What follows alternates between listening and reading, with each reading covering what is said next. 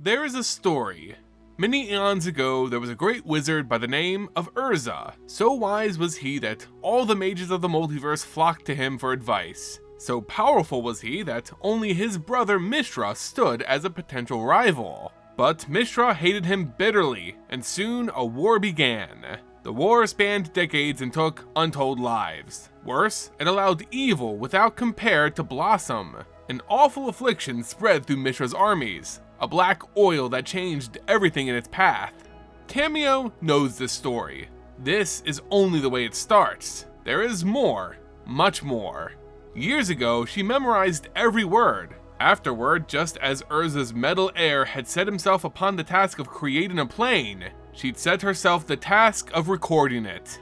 Like the oil, she'd found the story had seeped into her mind, began to change it into something she didn't like, something dangerous.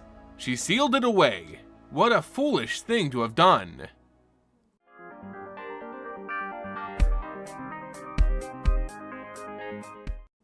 Hey everyone, and welcome back to the Ether Hub. I'm Simon, bringing you more Magic the Gathering lore. Today we continue the story of March of the Machine, Magic the Gathering's latest set, which is certainly pulling out the big guns in terms of lore. To recap the previous chapter, which you can find linked on your screens right now or in the description below, the heroes of the Gatewatch, those that remain anyway, have gathered to spread the word of the new Phyrexian invasions throughout the multiverse and protect the planes that they can. Chandra and Ren have gone back to New Phyrexia, leaving Kaya, the Wanderer, and Kaido to protect other worlds. How would they stop this assault? How can they deal with former friends turned enemies, completed and lost?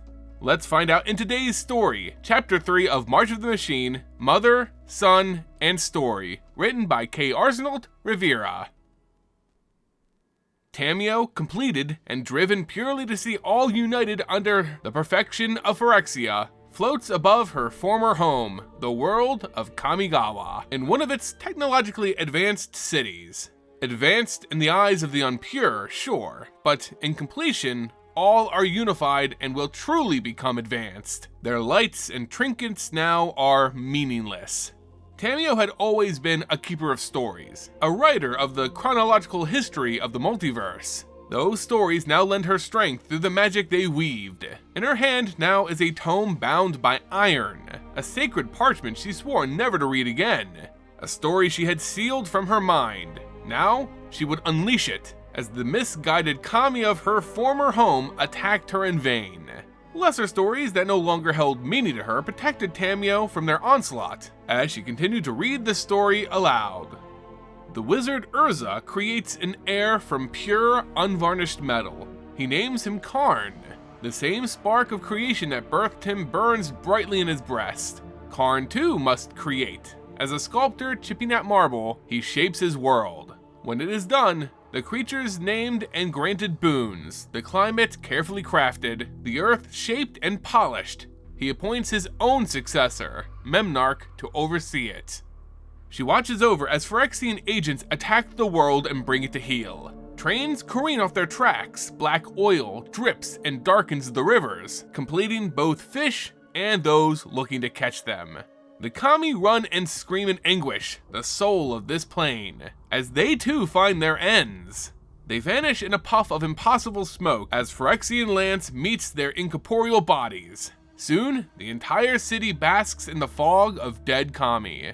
Even the tree tying the physical and spiritual worlds together, Bozaiju, is shattered, its bark splintering and dripping the same ichor that now covers Tamiyo's tome. More kami burst forth without a home, and more fog clouds the sky. A part of Tamiyo, nestled deep in her mind, feels their pain. But this is what's best for Kamigawa, a world torn by endless wars. With Phyrexia, they will finally know peace, as she does. Still, her story continues to be read aloud.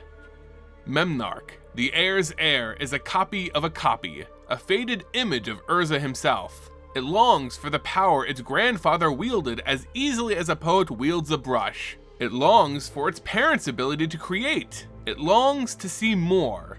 Over years, it plucks life from this plane and that, settling them all within this garden, waiting for the flowers to come. And they do, but they aren't the flowers Memnarch expects. These bloom in black oil. Their choking roots wrap around that which is alive and whole. Soon, the whole garden drowns beneath the oil.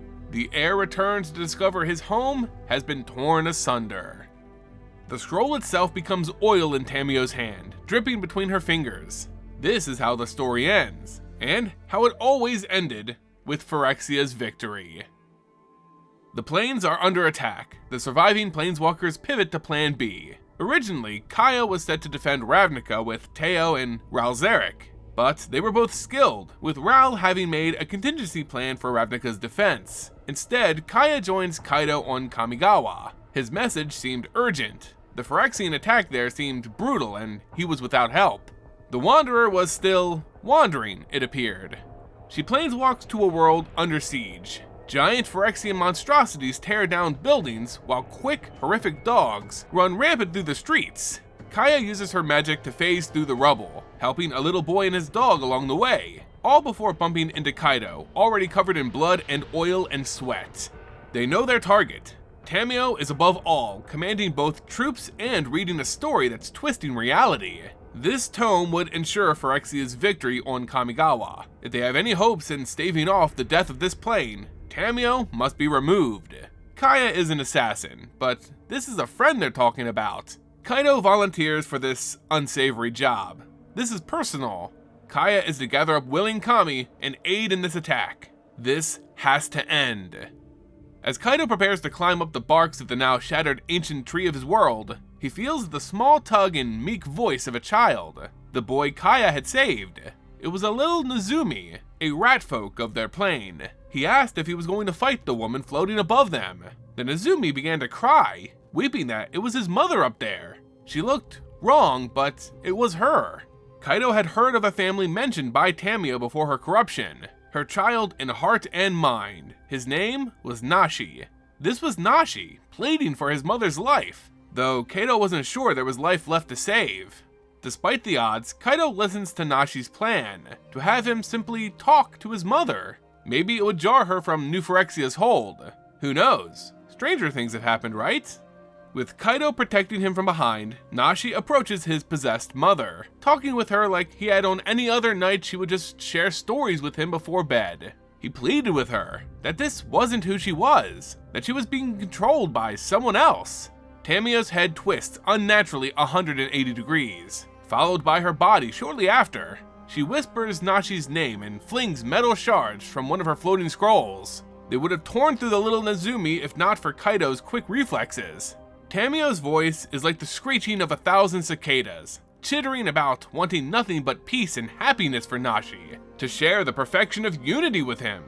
As soon as Nashi descended, Tamiyo launched her attack on Kaido, slashing with razor claws and augmented scrolls designed to rip and shred. There was truly nothing left behind her oil-drenched eyes. Only quick instinct and well-polished armor stood between Kaido and certain death. Tamiyo grows frustrated. Why rebel against this gift? Against everything he's ever wanted? Just let her family come home to Phyrexia. But Kaido is fighting for more than just himself, more than just his family. He's fighting for everyone, everywhere. His sword glances between scrolls and tomes as he deflects shard after shard volleyed at him. Tamiyo grabs him by the feet as he dances and jumps from another strike, dangling him high above the ruin that was once his home. He uses his blade to cut free the fabric Tamiyo used as a hold and fell. He found soft purchase, however, as a friend finally arrived. It was the Wanderer, his emperor, joined by Kaya, and they all now rode upon the guardian spirit of Kamigawa, Kyodai, the Kami bound to the Wanderer destined to protect this plane. Tamiyo faces the Wanderer, whose graceful dance eludes even the quickest scroll shard shot at her, using her blade in kind to deflect what she couldn't dodge. Tamiyo backs away and lands next to a now frightened Nashi, placing a cold hand atop his head. She pulls out a scroll bound by iron, the final chapter in this terrible story she's been weaving. Kaido doesn't know what follows, but whatever it was, it wouldn't be good. Nashi is too shocked to move from his former mother as her lips start to form words. The Wanderer screams out to Kyodai, the spirit dragon breathing its magical essence onto its emperor and empowering her, her blade bathing in the white mana of the guardian Kami. In a flash of white and the sound of gailing wind, the Wanderer cuts low Tamiyo before a word leaves her lips. Tamiyo falls, as Kaido tried to shield little Nashi from the sight. A voice comes from the aftermath. A voice similar to Tamiyo's, similar to what her voice used to sound like, but it was rather distant and aloof. Faintly glowing characters of blue, words and letters of various languages began to pour from an iron-bound scroll near the corpse of Tamiyo. They swirled and collected into the loose silhouette of Tamiyo. It explained in a calm voice that this was the story of Tamiyo. The story unending. A collection of her memories, bound in a tome to be released upon her death. It had hoped it would never have to be, but here it was, continuing the story of a Planeswalker who collected the tales of the multiverse, totally freed of the corruption that took her physical form. All doubt of this memory's intentions were removed as the characters reached down to Nashi and embraced him, mother and child reunited.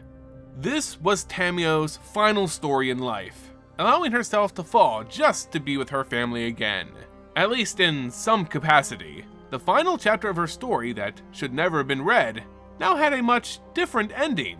Rather than the victory of Phyrexia that she was trying to bring, it read as, once upon a time, there was a great evil, one that threatened to swallow the planes of the multiverse whole. Unfeeling and uncaring, it infected the hearts of those it encountered. There was someone who fought against it. There was a protector in white. Kamigawa was still under siege, but there was now hope. Forces of the plane gathered around Elesh Norn's planar anchor, prepared to fight for their world. The group took a moment to breathe. The war wasn't over, but at least they had this one small victory. Guys, this was one of the most consequential stories that we have ever gotten in MTG's history. We finally see what a Phyrexianized Planeswalker can do in combat, and even with a Planeswalker not known for their combat prowess, Tamiyo was a beast in this story. She used her tomes as powerful as any other weapon, and it really turned out to be an exciting fight. Yeah, I know Ajani has fought Elspeth, and Tyvar had fought Tybalt, but this was the first really well fleshed out, documented fight between a completed Planeswalker and a regular Planeswalker.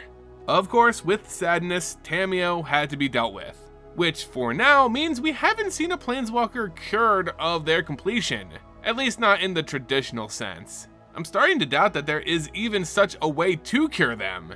But still, Tamiyo, always clever, at least had a means to come back in some way, even if it was as a memory or this living story. I don't know if she's still a Planeswalker. I sort of doubt it, since it's just a collection of her memories and feelings. Missing the soul may mean that the spark is gone.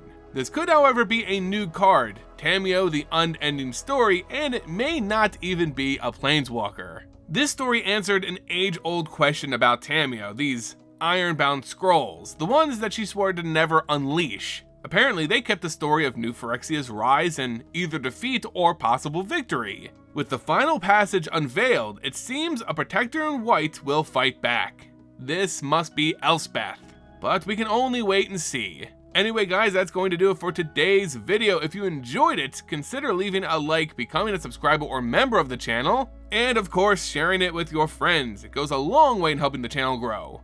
And until next time guys, see ya!